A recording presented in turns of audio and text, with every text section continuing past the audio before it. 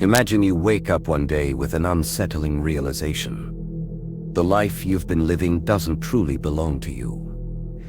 Every decision, belief, and desire that drives you might not have originated from your deepest self. Maybe they came from expectations, conditioning, and unseen influences surrounding you. Think about it.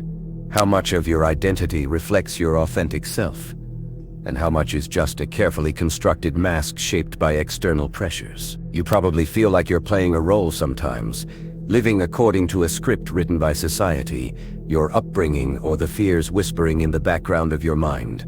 We're about to explore one of Carl Jung's most profound insights, that life doesn't truly begin until you find yourself. But what does finding yourself actually mean? Is it merely gaining self-awareness?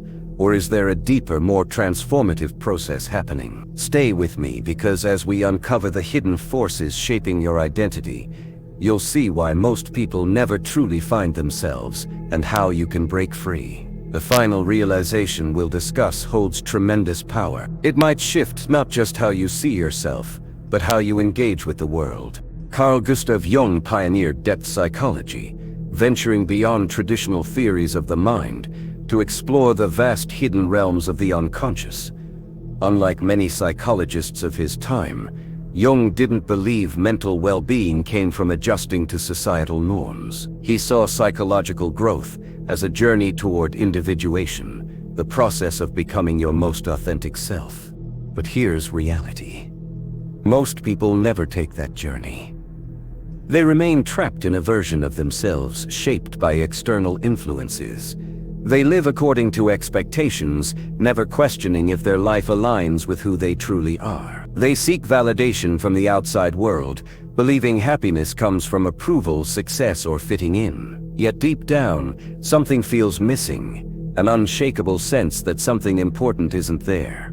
Jung believed true life begins when we stop running from ourselves. But before discussing what finding yourself means, we must understand what prevents most people from ever doing so. From the moment you enter the world, you undergo conditioning. You receive a name, identity, and predefined roles. You learn what's acceptable and what's not, what gets rewarded and what gets punished. This process happens so subtly and gradually that you rarely question it. You adapt and conform. Over time, you suppress parts of yourself that don't match expectations placed upon you. Remember your childhood. Were there moments when you expressed yourself freely, only to meet disapproval?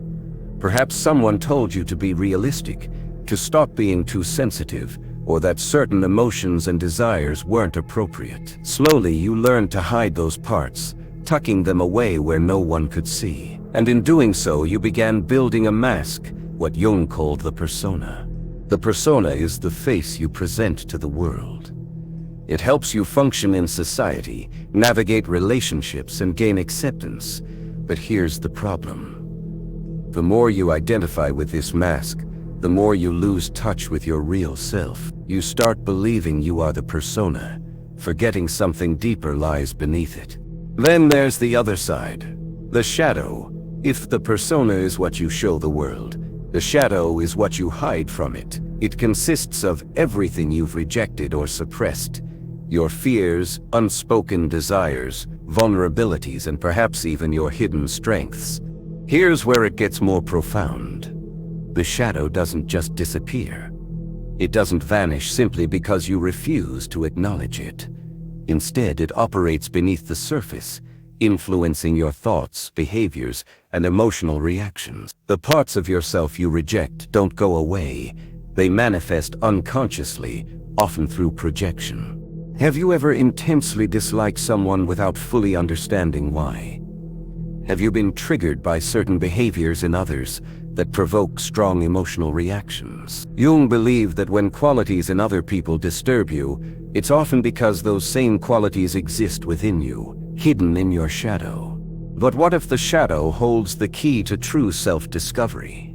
What if the parts of yourself you've suppressed aren't your enemies, but missing pieces of your wholeness? Jung's great insight was this: psychological growth isn't about eliminating the shadow.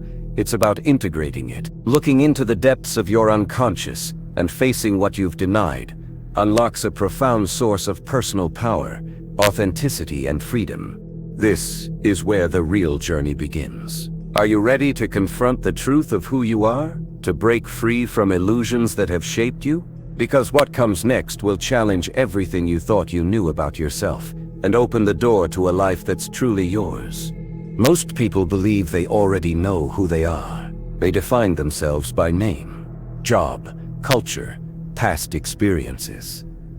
But what if your identity is far more complex than you realize? What if the self you believe yourself to be is just a surface-level construct, a fraction of a much deeper, more profound reality? Jung believed that within every person exists a hidden world, a vast, intricate inner landscape filled with forgotten memories, suppressed emotions, unacknowledged desires, and untapped potential. The key to truly finding yourself isn't constructing a new identity, but uncovering what lies buried within you. Take a moment to reflect. Have you felt a deep, unexplainable longing for something more? A sense that a greater version of yourself waits to emerge. This isn't just imagination, it's your unconscious mind calling you to something greater. Jung referred to this process as individuation. He believed true fulfillment comes not from conforming to external expectations, but from integrating all aspects of yourself, the good, bad, light, and dark. But before integrating these parts, you must confront them. This is where most people stop. Why? Because facing yourself feels uncomfortable. It requires looking at aspects of your personality you've long ignored. It demands questioning long-held beliefs, challenging fears, and confronting inner conflicts that have shaped your life. Think about it. How often do you avoid silence? How often do you distract yourself with work, social media, entertainment, or anything that keeps you from sitting alone with your thoughts? This constant distraction isn't accidental. It's a defense mechanism, a way of avoiding deeper questions lingering beneath the surface. But no matter how much you try to avoid them, these hidden aspects don't disappear. They surface unexpectedly through anxiety, self-sabotage, unfulfilling relationships, or a persistent feeling of being lost. Jung believed your unconscious mind always speaks to you, but you've learned to ignore its messages. If you start paying attention, you'll notice patterns, how your deepest wounds influence choices, how suppressed desires shape behaviors, and how things you fear most often hold the greatest lessons. Consider a simple yet powerful example: fear of rejection. Many go through life terrified of being judged or abandoned. They seek approval, avoid conflict, and suppress their true thoughts to maintain harmony. But where does this fear come from? Is it really about others' opinions, or does it stem from something deeper? Perhaps an old wound, a childhood experience, a moment when you felt unseen or unworthy. Jung would argue this fear isn't just an emotion, but a shadow aspect of the self that hasn't been fully acknowledged. Until brought into the light, it will continue controlling your actions from behind the scenes. But here's the incredible thing: when you finally face these hidden parts, they lose their power over you. Imagine living without fear of judgment, speaking your truth without hesitation, making decisions not based on what others expect, but on what resonates deeply within you. This is individuation's power. It's not becoming someone new, it's becoming more of who you truly are. But how do you begin? How do you uncover the unconscious forces shaping your life? Jung believed one of the most powerful ways to access the unconscious is through symbols, dreams, and introspection. He saw dreams as messages from the deeper self, revealing hidden truths about your psyche. He also emphasized creative expression, art, writing, music, and other forms of self-exploration as ways to access and integrate the unconscious mind. Perhaps the most important step is simply awareness. The moment you question your thoughts, reactions, and deeply held beliefs, you're taking the first steps toward transformation. When you stop running from discomfort and start facing it with curiosity, you begin reclaiming your true self. The truth is, most people live their entire lives as strangers to themselves. They follow paths laid out for them, never realizing they have the power to choose something different. They suppress their true nature, never recognizing their greatest strength lies in embracing all that they are. But you don't have to be one of those people. You have the power to break free from illusions holding you back, to shed layers of conditioning and fear that have kept you from experiencing life fully, to step into the fullness of who you are, unafraid and unapologetic. Now we'll explore something even more profound, the hidden archetypes within you. These ancient patterns buried deep in your psyche hold the key to unlocking your greatest potential. What you're about to learn may change how you see yourself forever. If finding yourself were as simple as making a decision, everyone would already live in complete alignment with their true nature. But as we've seen, the process is far more complex. It's not just choosing who you want to be, it's uncovering forces that have shaped you, facing rejected parts of yourself, and integrating them into a whole, authentic identity. But why are you drawn to certain behaviors, desires, or fears? Why do you repeat the same mistakes or fall into the same patterns even when trying to change? Carl Jung's answer was revolutionary. He believed that within every human being exist universal patterns, deep-rooted psychological blueprints influencing thoughts, emotions, and behaviors in ways you often don't fully understand. He called these patterns archetypes. Jung argued that archetypes are ancient collective images stored in what he called the collective unconscious, a level of psyche shared by all humans, inherited from ancestral experiences. These archetypes shape your personal identity, relationships, and even how you perceive the world. Think about stories told throughout history. The hero's journey, the wise mentor, the shadowy villain, the innocent child. These characters appear in myths, religions, literature, and even your dreams. They're not just fictional, they represent psychological forces existing within all of us. Whether you realize it or not, these archetypes constantly play out in your life. Consider the hero archetype. It's the part of you that longs for purpose, feels called to something greater, seeks to overcome obstacles, grow stronger, and achieve a higher version of yourself. But this archetype doesn't exist in isolation. It's always accompanied by the shadow. The shadow, as discussed earlier, represents repressed and hidden aspects of the self. It contains your fears, weaknesses, and untapped potential. In myths, the hero must confront the shadow, often symbolized as a monster, enemy, or great challenge, before truly evolving. In real life, have you ever known you needed to change but something inside resisted?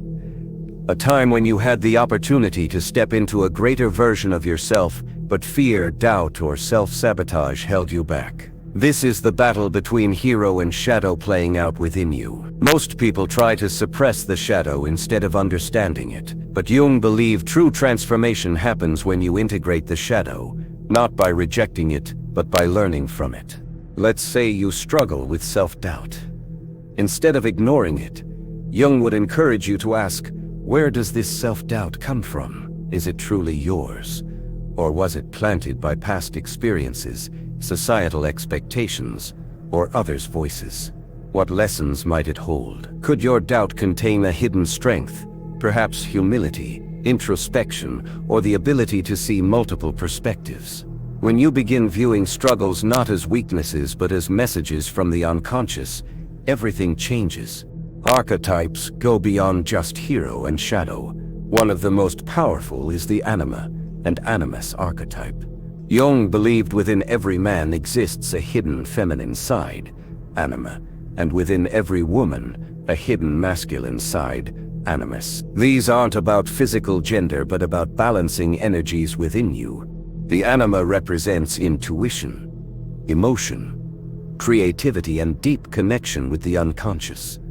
The animus represents logic, structure, discipline, and assertiveness. When these forces balance, you feel whole. When imbalanced, inner conflict arises. A man rejecting his anima may struggle expressing emotions, fearing vulnerability as weakness. A woman rejecting her animus may hesitate asserting herself, feeling reluctant to control her own life. But when embraced rather than suppressed, these energies become sources of immense strength. This leads to an important truth Jung discovered.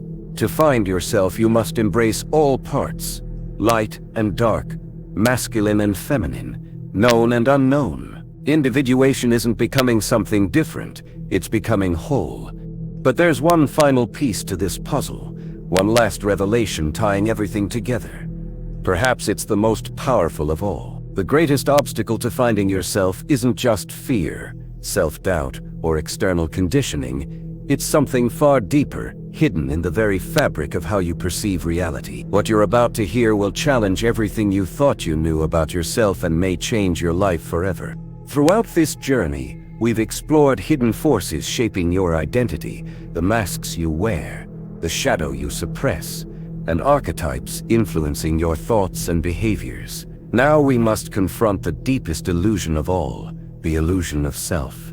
Most people assume their identity remains fixed, a single, unchanging self moving through time, shaped by memories and experiences. But Jung, along with many great philosophers and mystics, understood something radical.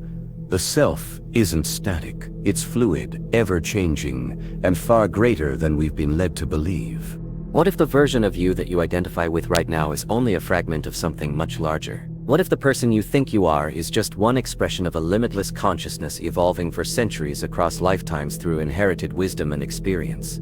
Jung explored this idea through the concept of the self, not the small ego-driven self clinging to labels and fears, but the true self, the totality of who you are beyond identity's illusion. This realization proves both liberating and terrifying because it means everything you've believed yourself to be, all the fears, limitations, stories you tell yourself, isn't the full truth. It's merely a construct, a temporary framework built by the mind. Here's the most powerful truth. You aren't just a single isolated being moving through life. You're a vast, interconnected field of consciousness, carrying within you the wisdom of generations, the depth of the unconscious, and potential for transformation beyond imagination. But if this is true, why do you feel so limited? Why do you experience suffering, doubt, and fear? The answer lies in the ego. The ego isn't the enemy. It's simply the part of your mind creating separation, the voice saying this is who I am, and this is who I'm not. It builds walls, defines borders, and keeps you tethered to familiar patterns.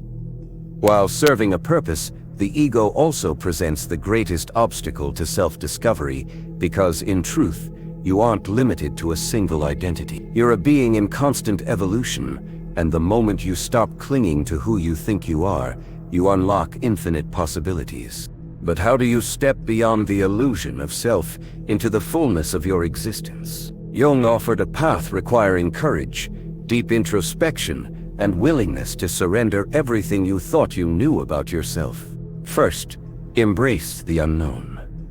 Most fear the unknown because it represents uncertainty, but the unknown is where growth happens, where transformation occurs. When you stop resisting mysteries within you and instead approach them with curiosity, you begin seeing the world and yourself with new eyes. Second, release attachment to labels. You aren't just your name, job, past, or personality. You're something far beyond definition. When you let go of rigid identities, you create space for something greater to emerge. Third, listen to the unconscious. Your dreams, instincts, and deep intuitions aren't random. They're messages from the self guiding you toward wholeness. The more you tune in, the more you'll recognize patterns, synchronicities, and signs leading toward your true path. Finally, surrender to the process. Finding yourself isn't a destination, something you achieve and then forget. It's an ongoing journey, an unfolding of deeper and deeper layers of truth. And here's the ultimate revelation. You were never truly lost. You've always been here. The self you've been seeking has been within you all along, waiting to be remembered. So now the choice is yours. Will you continue living as a fragment of who you truly are, bound by old fears and illusions? Or will you step forward into the unknown, embracing the vast, limitless being you were meant to become? Because life doesn't truly begin until you find yourself, and now you know the way.